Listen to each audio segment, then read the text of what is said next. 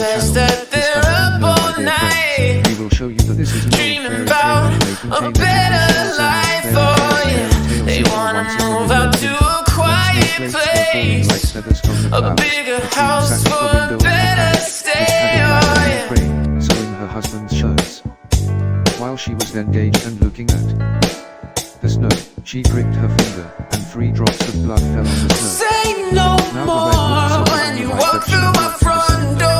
A better life is waiting for you. Of this frame.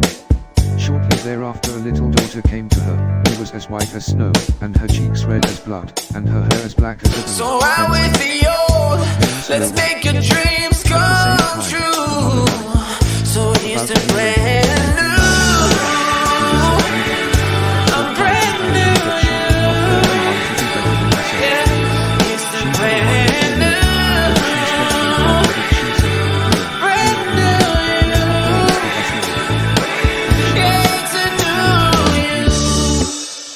The day. Then she was delighted that she knew the mirror really did speak. However, little Snow White grew up, became prettier and prettier, and when she was 7 years old she was as fair as noon, and more beautiful than the queen herself. When the queen asked her now, "Mirror, mirror on the wall, who is the fairest of us all?" And she answered, "The queen was the most beautiful of yesterday. They say Snow White is the prettiest now." This answer infuriated the queen so much that she became an envy yellow. From that hour, whenever she saw Snow White, her heart was hard towards her, and she hated the little girl. Her envy and jealousy increased so that she would not have a rest day or night, and she said to huntsmen, "Take the child away into the woods. I will never look at her again. You shall kill her and bring me her heart and her tongue for a token." The huntsman listened and took the girl away. But when he pulled out his knife to kill her, she began to cry, "Ah, dear huntsman, give me my life. I'll run into the wild woods, and never come home again." This speech softened the heart of the hunter, so touched by her beauty that he took pity on her, and said, "Well, then run away, poor child." But he thought to himself, "You will be devoured by wild beasts soon." He still felt as if a stone had been lifted from his heart, because her death was not in his hand. Just at that moment a little pig came roaring along the place, and as soon as he applauded, the hunter caught him, killed him, and took his tongue and heart and carried him to the queen, as his sign. But now, poor little Snow White was left without a single mother, and overcome with grief, she was bewildered at the sight of so many trees, and did not know which way to turn. She ran up till her feet refused to go any further, and when it was getting dark, and seeing a little house nearby, she went in to rest. In this cottage everything was very small, but very elegant and elegant.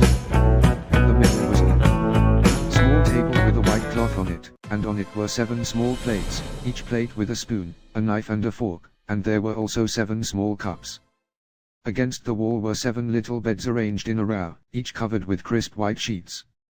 Little Snow White was hungry and thirsty at the same time, and ate a little morsel of each plate, and drank a drop or 2 of wine from each glass.